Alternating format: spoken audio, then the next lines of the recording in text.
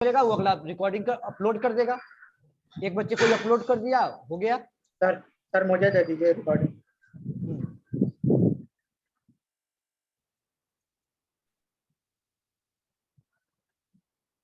चलिए, last class हम लोग डिस्कस किए थे आपका लॉजिकल ऑपरेटर था। आज ऑपरेटर टॉपिक खत्म करते हैं, ठीक है। ऑपरेटर में नेक्स्ट ऑपरेटर की और डिस्कस करें तो नेक्स्ट ऑपरेटर आपका है असाइनमेंट ऑपरेटर बेटा। नेक्स्ट ऑपरेटर है आपका असाइनमेंट ऑपरेटर। असाइनमेंट ऑपरेटर की अगर बात करें बेटा तो असाइनमेंट ऑपरेटर बेसिकली एक ही ऑपरेटर होता है जिसको हम लोग बोलते हैं असाइनमेंट ऑपरेटर। किसको बोलते हैं असाइनमेंट ऑपरेटर? एक ही ऑपरेटर होता है जिसको कहते हैं इक्वल टू का साइन।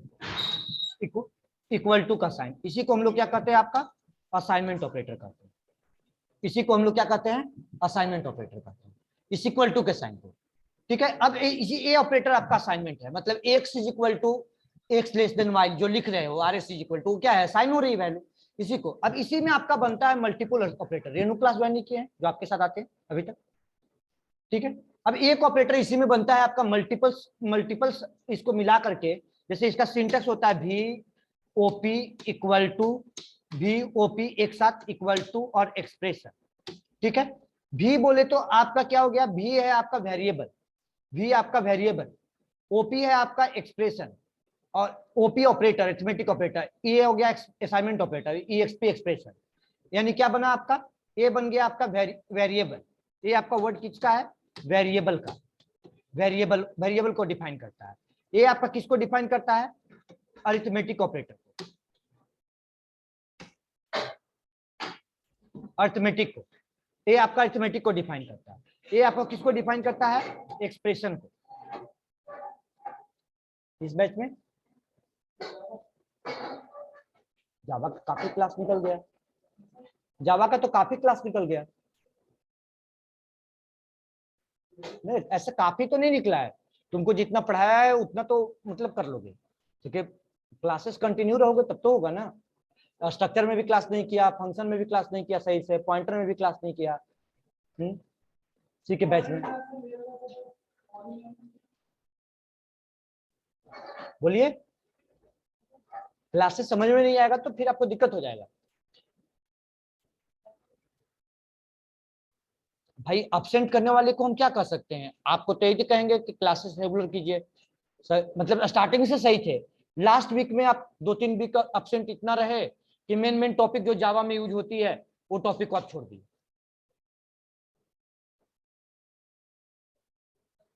क्या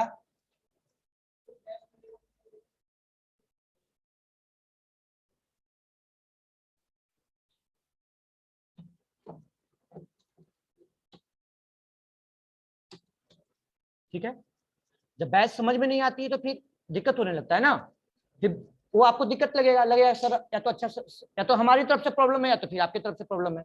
स्टूडेंट को आपके तरफ से टीचर की तरफ से दिखता है और हमें आपके तरफ से दिखता है कि आपकी तरफ से प्रॉब्लम है। लेकिन जब क्लासेस आप छोड़ चुके हैं, टॉपिक आपको लंबा छोड़ चुके हैं तो दिक्कत होगी। या तो फिर मेरी सजेशन है आप 11 क्लॉक वाले सीट के बैच है जिसमें एरे टॉपिक चल रहा है, एरे से ही तो क्लास में एब्सेंट हो तुम, उस टॉपिक से कंटिन्यू करो, मंडे से एरे स्टार्ट होगा। और जब न्यू है नहीं, अभी तुम पढ़ो, अभी तो समझ में आ भी जाएगा, अभी तो तुमको बोला कि समझ में आ जाएगा, लेकिन उस बैच को तुम करो भाई। जब करोगे नहीं तो फिर समझ में कैसे आएगा। फंक्शन जिसको नहीं पढ़ा होगा, फंक्शन वहां बनाना सिखाते हैं और यहाँ फंक्शन आपको डायरेक्ट इंप्लीमेंट करके यूज करके सिखाते हैं, ठीक है। तो आपको समझ में आएगा फिर, मतलब जो बात फैक्ट है वो बता रहा हूँ। परेशानी तो बढ़ेगी आपको, अभी जाने की ऐसा नहीं बोल रहा हूँ, अभी तो समझ में आएगी आपको। उस टॉपिक आते आते आपके वहां पे कंटिन्यू रखिए, तो उस टॉपिक आते आते आपको मेंटेन रहे। दोनों बैच ऑफलाइन, ये भी ध्यान रखिए, दोनों बैच ऑफलाइन, लेकिन उतना मेहनत कीजिएगा तो होगा, ठीक है। नहीं तो फिर बैठ कर एक साथ ग्रुप में डिस्कस कर लीजिए जैसे करते थे पहले, उससे भी आप लोग का बैच अच्छा हो गया है, ठीक है। अब आइए बच्चे टॉपिक में आते हैं, टाइम कम। एक्सप्रेशन भी बोले तो वेरिएबल। अब एग्जांपल दिया इसी पे बच्चे, इस पे एग्जांपल दिया, जैसे एक्स लिया, एक्स इज इक्वल टू एक एग्जांपल लिया 10, एक्स इक्वल टू वेरिएबल है 10। अभी तो बेसिक चल रही है जो पढ़ाया सी में, सेम कॉन्सेप्ट चल रही है, चल समझ। कोडिंग समझ में नहीं आएगा भले, लेकिन लॉजिक समझ में जो लिखेंगे वो आ जाएगा 100%, वो आपको पढ़ा हुआ है। एक्स इज इक्वल टू 10 लिखा, एक्स इज इक्वल टू यहाँ पे लिखा एक्स, नॉर्मली पहले एक्सप्रेशन बनाया x equal to x plus 5। मतलब क्या हुआ बेटा, x equal to x plus 5 का मतलब क्या, एक्स की वैल्यू कितना है आपका 1 लाख, आगे वाली लाइट ऑफ करो, पीछे से प्रॉब्लम हो रहा है ना, नहीं हो रहा है? ठीक है यार, दोनों जल रहा है तो ठीक, नहीं ठीक है ठीक है, नहीं प्रॉब्लम हो रही है, पीछे से प्रॉब्लम हो रहा है ना, समझ रहे हो? देख रहे हैं कभी कभी। चलिए बच्चे गौर कीजिए, x इज इक्वल टू आपका 10 लिखा, तो यानी कहने का मतलब क्या है, यहाँ पे x equal to x plus 5 कर दिया, x is equal to x plus 5 कर दिया। इसका मतलब क्या हो गया बेटा आपका, x is equal to 10 plus, अगर टर्म आपका रिपीट करेगा, अगर टर्म रिपीट करेगा, रिपीटेड होगा, मतलब उसी वेरिएबल के साथ ऑपरेशन होके उसी में रिजल्ट असाइन होगा, तब हम लोग यूज करते हैं इस सिंटैक्स को यूज करते हैं, x plus equal to, x बोले तो वेरिएबल, x हो गया variable, v is a variable, तो x is a variable, x plus equal to मान के चलिए 10 लिखा, सपोज मान लीजिए, मान के चलिए 12 लिखा, मान लीजिए x की वैल्यू 10 है, अभी भी x की वैल्यू 10 है, यहाँ पे x इज इक्वल टू 10 है, मान लो कि x की वैल्यू 10 है, ऊपर वाला अपडेट नहीं हुआ है, 10 ही है, सपोज मान लो। तो इसका मतलब हुआ क्या बेटा, x प्लस इक्वल टू 10 का मतलब कि पहले तो एक्सप्रेशन को एक्सप्लोर करके बताया कि एक्सप्रेशन ऐसे लिखा जा सकता है, उस टर्म को ऐसे आपने लिखा x equal to x plus 5, यानी अच्छा अगेन रिपीट, 2 बार हो गया, चलिए एक को हटा दो, या उसी टर्म को आपने क्या लिखा, x इक्वल टू 10 प्लस 5, मतलब कि बेटा आपने क्या बताया 15 बता दिया, यानी उसी टर्म को आपने यहाँ पे क्या बताया, x प्लस इक्वल टू 12, मतलब कि x प्लस इक्वल टू 12 का मतलब कि sir x equal to x plus 12, x equal to x plus 12। Term अगर रिपीट करेगा तो शॉर्ट हैंड में आप लिख सकते हैं, इसको शॉर्ट हैंड भी बोलते हैं, ठीक है, या उसी टर्म को आप ऐसे भी कर सकते हो, x plus equal to x plus equal to 12 लिखा, तो यानी x इक्वल टू 10 प्लस 12, मतलब एक्सप्लोर करके बता रहे हैं आपको, तो 10 प्लस 12 बराबर क्या हो गया आपका 22, क्या हो गया आपका 22, मतलब इस टर्म को आपको शॉर्ट हैंड में आपने ऐसे लिखा, शॉर्ट हैंड में ऐसे लिखा, इसको एक्सप्लोर किया तो ऐसे बन गया, और उसको एक्सप्लोर किया तो फाइनली अगर उसको रिजल्ट में कन्वर्ट किया तो 10 प्लस 12 बराबर 22। आई समझ में बच्चे? अगर आपका 10 आपका plus equal to operator define हो सकता है, प्लस इक्वल टू ऑपरेटर आपका डिफाइन हो सकता है, गौर कीजिएगा, ये तो एग्जांपल लिया है, इसका कोई रोल नहीं है, यहां से लेके यहां तक इसका सिंटैक्स में कोई रोल नहीं है, ये एग्जांपल आपको बताया है। ये अगर प्लस ऑपरेटर अगर डिफाइन हो सकता है, तो मेरा ये कहना है कि प्लस ऑपरेटर डिफाइन हो सकता है, इक्वल टू ऑपरेटर डिफाइन हो सकता है, plus equal to operator define हो सकता है, तो हमारे पास और भी तो ऑपरेटर हैं, प्लस इक्वल टू हो गया, माइनस इक्वल टू भी तो हो सकता है, माइनस भी हो सकता है, x equal to x minus 10 हो सकता था, ठीक है, मल्टीप्लाई इक्वल टू भी हो सकता है, ठीक है, डिवाइड इक्वल टू भी हो सकता है, sir modulo division equal to भी हो सकता है, मोडुलो डिवीजन इक्वल टू भी हो सकता है। इसे कहते क्या है बेटा, इसे अगर डिस्कस करें तो इसे हम लोग बोलते हैं, सी के बच्चों को भी सी का ही बेस है, कोई ये जावा की बात नहीं है, इसे हम लोग बोलते हैं compound assignment operator.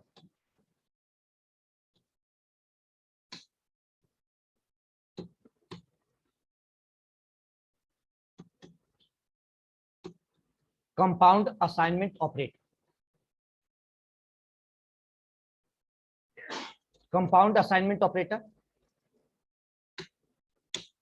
Compound assignment operator इसे बोलते हैं, या इसे हम लोग शॉर्ट हैंड असाइनमेंट ऑपरेटर भी बोलते हैं।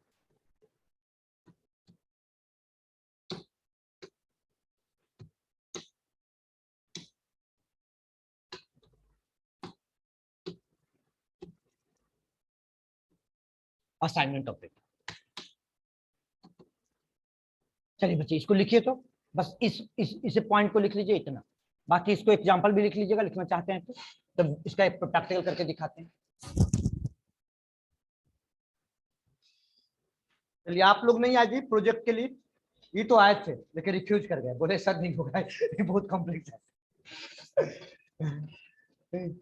ऐसा कुछ जबकि है नहीं, लेकिन हाँ चलिए ठीक है, कंटिन्यू करो ना, फिर इसके बाद देखते हैं, लेकिन माइंड प्रिपेयर करो, प्रिपेयर रखोगे माइंड, तो हम 1 महीने के अंदर आप लोग को प्रोजेक्ट भी बनवा देंगे, कंटेंट डिजाइन करोगे तो कुछ करना नहीं है, बेसिक लॉजिक सिखाना है, उसको हम आप लोग को पर्सनली बैठा के 1-2 दिन पढ़ा देंगे, बस आप लोग का फ्लो समझ में आ जाएगा काम करने में, ठीक है, लेकिन प्रिपेयर रखो कि हमको सर प्रोजेक्ट करवाएंगे, जिसको बनाना है वो आप लोग फ्रंट पढ़िए और डिजाइनिंग का काम शुरू कर दीजिए।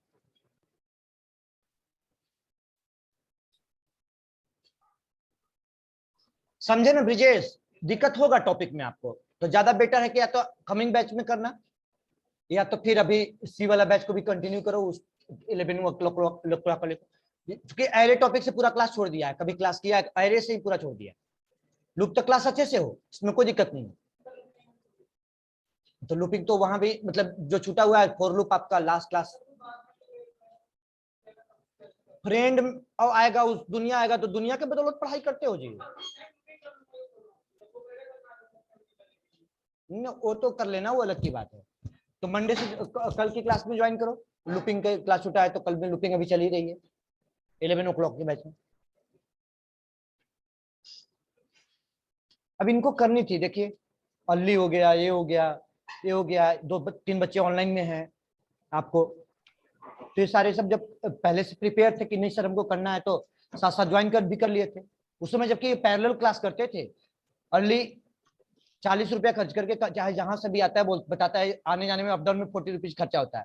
सी का बैच आता था, फिर चले जाता था, फिर वापस आता था, जबकि हम बोलते थे लैब करो बैठ के, लेकिन शाम शाम तक तो इरिटेशन हो जाती है, उतना आदमी कौन बैठेगा, फिर वो वापस आता था शाम को। लास्ट में तो बैठा हुआ हो गया। बच्चे नोट कर लिए, नोट कीजिए।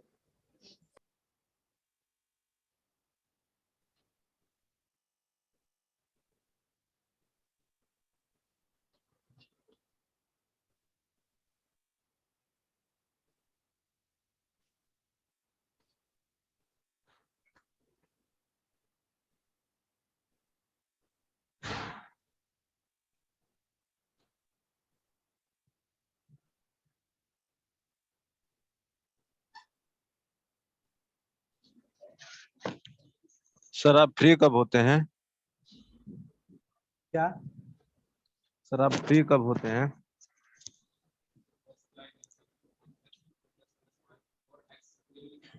क्या क्या नहीं लिख सकते?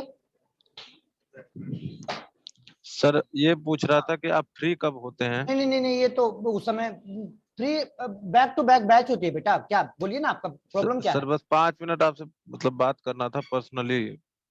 अच्छा तो ठीक है, आप कॉल कर लीजिएगा कल 2:30 के आसपास में। Thank you sir. उस समय 10-15 मिनट के लिए लंच टाइम होता है, तो फ्री हो जाते हैं। ठीक है, कोई दिक्कत नहीं। नोट कर लिए, यहाँ तक हो गई? चलिए बेटा, उसका कोई जरूरी नहीं है, वो तो वहां से उसमें लिखा था ना, पर कभी पेस्ट किया तो पेस्ट हो गया। आइए बच्चे, प्रोग्रामिंग में आते हैं। असाइनमेंट ऑपरेटर कहती क्या है? तो हमें मान के चलो कि 3 नंबर इनपुट करना है। स्कैनर कोड पढ़ाया था आपको, स्कैनर का कोड लगाना पढ़ाया था। अब कोड हम लिख नहीं रहे हैं, असाइनमेंट ऑपरेटर सीधा लिखा। असाइनमेंट ऑपरेटर क्लास बनाया। इस असाइनमेंट ऑपरेटर क्लास के इनसाइड में 3 नंबर आपको इनपुट किया हुआ है, एक्स वाई जेड। ठीक है, 3 नंबर इनपुट किया हुआ है। अब इसी के बेसिस पे मैं कोड बता रहा हूँ।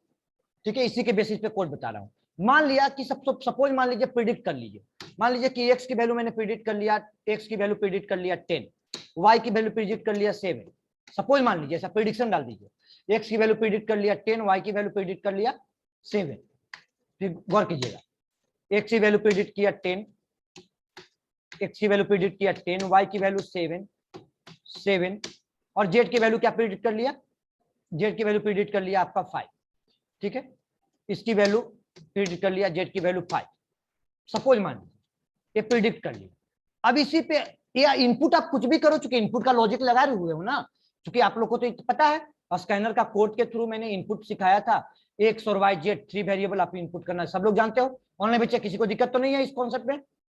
हाँ जी मेगा, कोई दिक्कत तो नहीं है बेटा? No sir. यहाँ तक तो आती है नो सबको? सर। तो ए इनपुट तो कोड आती है। अब यहाँ पे लॉजिक ही में तो फोकस करना है। लॉजिक क्या है आपका? पहले तो एक्स की वैल्यू आपने सिंपल मान लिया कि एक्स की वैल्यू आपने 10 है। अब उसके साथ आपका प्रेडिक्शन चल रही है। इनपुट आप कोई भी कीजिए, पहले तो लिखा है, पहले सिंपल एक्सप्रेशन बनाया, x equal to general expression जैसे बनती है, x equal to x plus आपने लिखा 5। सपोज मान लीजिए x equal to x plus 5। इसका मतलब क्या हुआ कि इसका मतलब यही पे कमेंट में भी हम लिखते हैं, एक इसका मतलब हुआ एक्स इक्वल टू आपका 10 + 5, मतलब बेटा आपका 15 हो गया। मतलब लास्ट अपडेटेड वैल्यू एक्स की क्या मिला आपको? 15 मिला। अगर यहाँ से लेकर के यहाँ तक बात करो तो एक्स की वैल्यू आपको अपडेटेड वैल्यू क्या मिल गया आपको?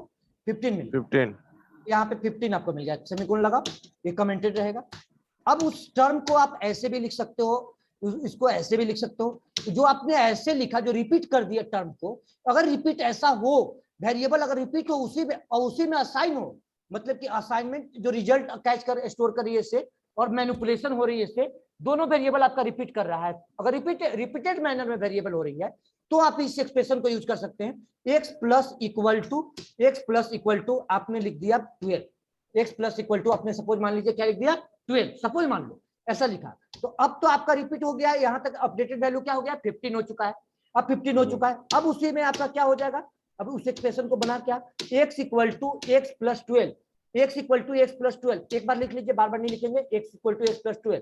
इसका मतलब बना क्या है, x की वैल्यू क्या आपने लास्ट अपडेटेड है 15, अब 15 प्लस क्या हो जाएगा आपका 12 बराबर क्या हो जाएगी आपको 27, यानी 27। आई समझ में बच्चे, ये 27 हो गई, x equal to x plus 12। अभी दोनों ऑपरेटर प्लस इक्वल टू के बीच में कभी स्पेस नहीं देना, ये कंपाइल टाइम में ही एरर थ्रो कर देगा, रन टाइम की दूर की बात है, कंपाइल टाइम में देखिए कैन नोट स्पेस, यहाँ पे देखिए पॉइंटर ले जाइए, ये खुद बता रहा है ना, द और token can be assign this expression they वो बता रहा है टोकन कैसे आपको टोकन लगाना है, वो आप इसको एक्सप्लोर करके चेक करो, देखो कंप्लीटली बढ़ा रहा है, मतलब स्पेस नहीं होना चाहिए, दिख रहा है ना, वो स्पेस आपको बता भी देगा, कमांड प्रॉम्प्ट पे बता एरर देगा, कैन नॉट बी स्पेस, इस तरह के एरर देगा। अब यहाँ पे इस रिजल्ट को आपने कैच किया, अब रिजल्ट को कैच करने के बाद आपने एक्स को प्रिंट करवाया, ठीक है। अब इसके बाद नेक्स्ट एक्सप्रेशन क्या बनाया, नेक्स्ट एक्सप्रेशन बनाया मैंने y माइनस इक्वल टू 2 बेटा, y माइनस इक्वल टू 2, इसका मतलब क्या, इसका मतलब क्या हुआ बताइए, इसका मतलब हुआ कि y equal to y minus 2, y की वैल्यू क्या प्रिडिक्ट कर रखा है आपने 7, प्रिडिक्शन वैल्यू क्या है 7 माइनस 2 बराबर क्या हो जाएगा आपका 5, यानी कहने मतलब कि y की वैल्यू आपको क्या मिल जाएगी 5, y की वैल्यू मिल जाएगी आपको 5, ठीक है, y की वैल्यू 5 मिल गई। अब यहाँ पे अब ऐसा कोई जरूरी नहीं कि सर यहाँ पे क्या कांस्टेंट वैल्यू डिफाइन कर रखा है, मतलब कि लिटरल डिफाइन कर रखा है, इंटीजर लिटरल, क्या वो कांस्टेंट ही वैल्यू होगा, नहीं भाई, कोई वेरिएबल के साथ भी ऑपरेशन कर सकते हैं, ऐसा कोई मैंडेटरी नहीं कि वो कांस्टेंट ही डिफाइन होगा, इसके ऐसे स्पेस हो सकता है, ऐसे चाहे जैसे लगा लो, लेकिन ऑपरेटर के बीच में नहीं होगा। अब यहाँ पे अगला एक्सप्रेशन बनाया z multiply is equal to y, y z की वैल्यू क्या है, आप जेड की वैल्यू क्या है, जेड इक्वल टू आपने क्या प्रिडिक्ट कर रखा है 5, प्रिडिक्शन क्या वैल्यू है 5, यानी 5 मल्टीप्लाई वाई की लास्ट अपडेटेड वैल्यू क्या रहा आपका यहाँ तक 5, तो यानी लास्ट अपडेटेड वैल्यू 5 रहा तो वही वैल्यू मिलेगा ना, तो z equal to z multiply 5, मतलब कि z equal to z multiply y का मतलब कि 5 मल्टीप्लाई 5 क्या मिलेगा आपको बेटा, आपका 25। समझ में आ रही है, किसी को दिक्कत तो नहीं हो रहा, यानी जेड की लास्ट अपडेट वैल्यू क्या हो गया यहाँ पे आपका 25, यहाँ पे 25 मिल जाएगा, चलिए 25 मिल गया, 25 मिल गया।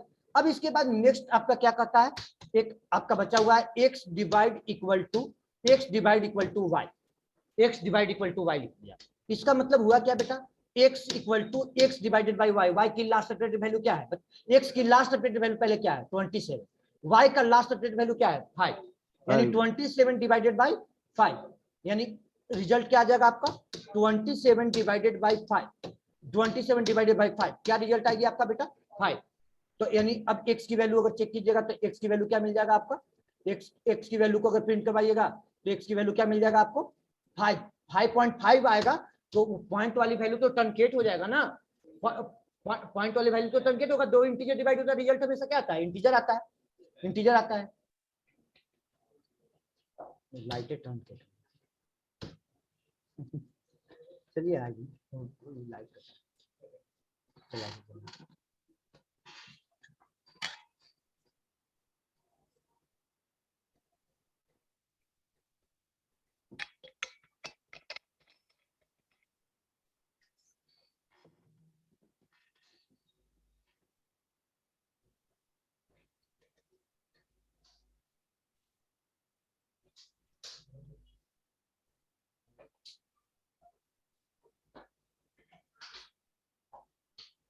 तो क्या होल्ड कीजिएगा 2 मिनट बच्चे, लाइट कटा हुआ है।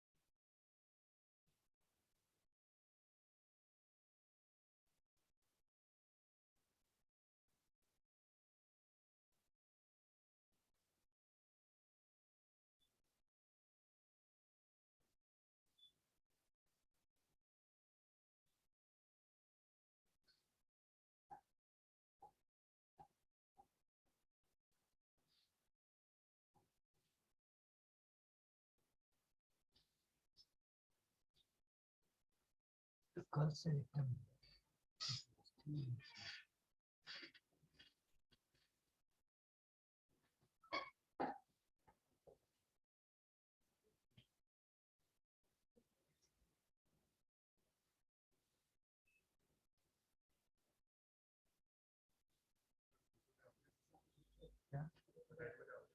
तो जहाँ हम बैठे हैं वहीं आप भी बैठे हैं क्या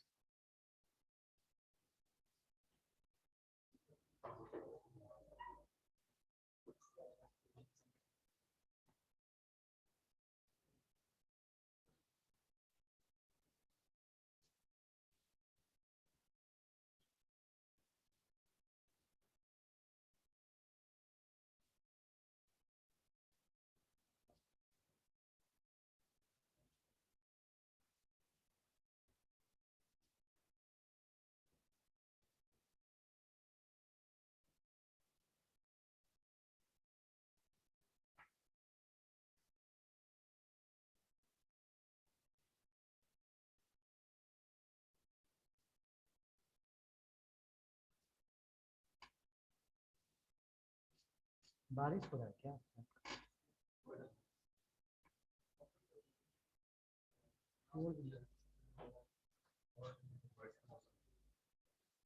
क्या जी क्या हुआ क्या चीज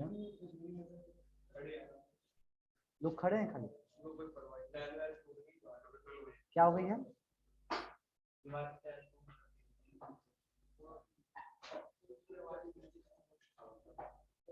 कौन सा दीवार इसका डुकर का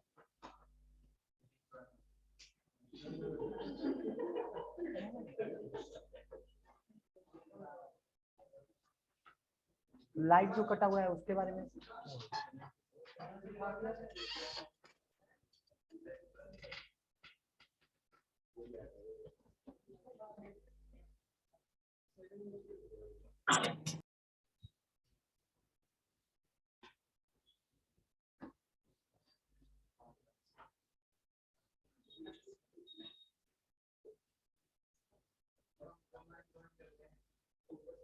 क्या कौन ज्वाइन करोगे बाकी लोग जो ऑफलाइन में बैठे हुए नेटवर्क ही तो इतना उतना अच्छा यहाँ पे होगा तो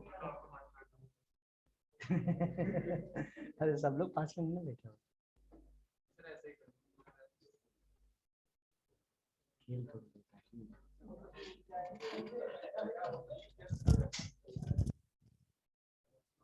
ये भी बंद होगा 10-15 मिनट में हमको बताया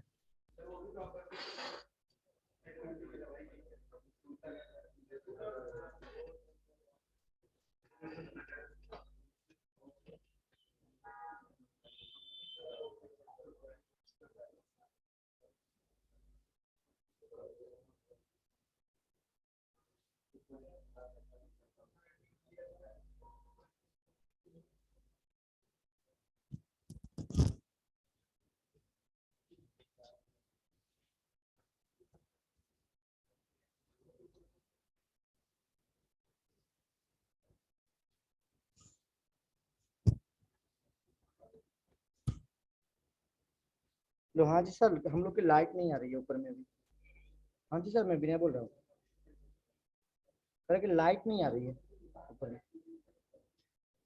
सेकेंड फ्लोर पे बिना लाइट नहीं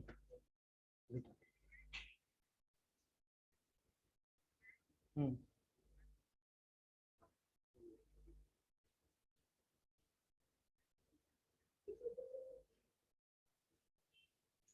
तो सर तो कैसे क्लास लूँ बच्चे ऑफलाइन में भी हैं ऑनलाइन में भी हैं तो ऑनलाइन वाले के तो सिस्टम जब तक चलेगी, मान लीजिए चला लेंगे, तो ऑफलाइन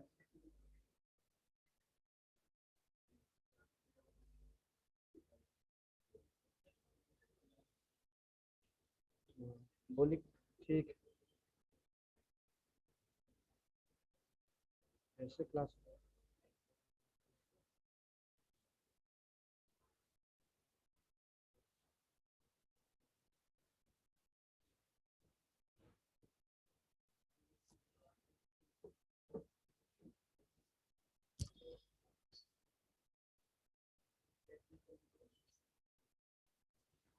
कैसे बताएं आप लोग को, लाइट की उम्मीद कम है। बैठिए हम आप बात करते हैं। ऑनलाइन बच्चे सर तो हम लोग रिकॉर्डिंग से देख लेंगे वो लोग। रिकॉर्डिंग से देख नहीं सुनने से नहीं होता है। बच्चे दूर दूर आते हैं बात करके। जब मीटिंग देखिए एंड हो जाएगा तो होल्ड कीजिएगा आप लोग, तो मगर लाइट आ गया तो कंटिन्यू होगा, बात करके आते हैं।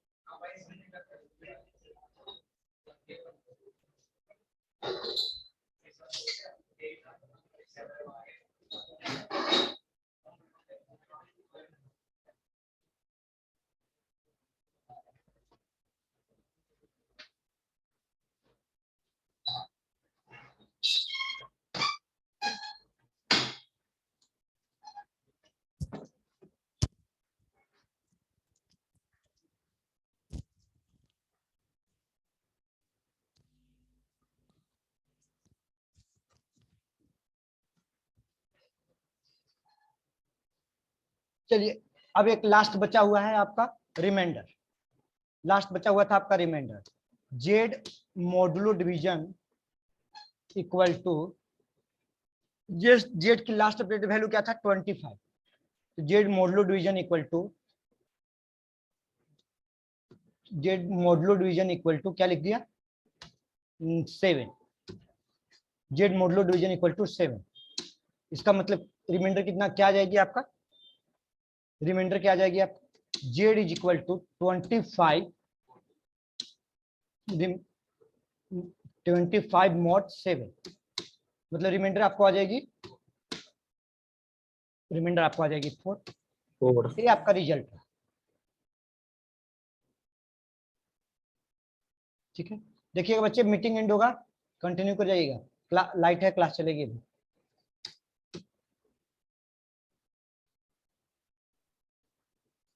देखिए जो प्रीडिक्ट ऐसे वैल्यू आप कोई भी इनपुट कर लीजिए, मतलब एक स्क्रीन पे आप जो कमेंट किए हुए हैं उसके अनुसार एक वैल्यू को आप पहले देख लीजिए कि क्या हमारा रिजल्ट सही आ रहा है या नहीं आ रहा है, मतलब जो वर्किंग को एक्सप्लेन किए हुए हैं उस वर्किंग को आप देख लीजिए। तो मैंने क्या प्रिडिक्ट किया 10, 7 और 5, और उसके अनुसार आप प्रिडिक्शन के अनुसार आप वैल्यू को इनपुट कीजिए 10, 7 और आपका 5, 10, 7, 5। ठीक है, अब गौर कीजिए वो रिजल्ट आई है कि नहीं, यही था, यही रिजल्ट थी ना आपका, सही है। अब एक ऑपरेटर आपका है आपका इंक्रीमेंट ऑपरेटर और डिक्रीमेंट ऑपरेटर। ठीक है, इंक्रीमेंट ऑपरेटर और डिक्रीमेंट ऑपरेटर। इंक्रीमेंट ऑपरेटर और डिक्रीमेंट ऑपरेटर की अगर बात करें बेटा, तो इंक्रीमेंट ऑपरेटर और डिक्रीमेंट ऑपरेटर क्या होते हैं, एक होती है आपका plus plus, plus plus operator जिसको क्या कहते हैं इंक्रीमेंट, इंक्रीमेंट कहते हैं, और एक आपका होती है क्या आपका माइनस माइनस, जिसको हम लोग क्या कहते हैं डिक्रीमेंट कहते हैं, जिसको हम लोग डिक्रीमेंट कहते हैं। अब इसका वर्किंग क्या होता है, इसका वर्किंग होता है कि it is incremented by 1, incremented by 1, 1 से इंक्रीमेंट करेगा, ये 1 से इंक्रीमेंट करेगा हमेशा हमेशा, और इट इज डिक्रीमेंटेड बाय 1। वो 8 डिक्रीमेंट करेगा कितना से 1 से 1 से डिक्रीमेंट करेगा बच्चे। अब इसका वर्किंग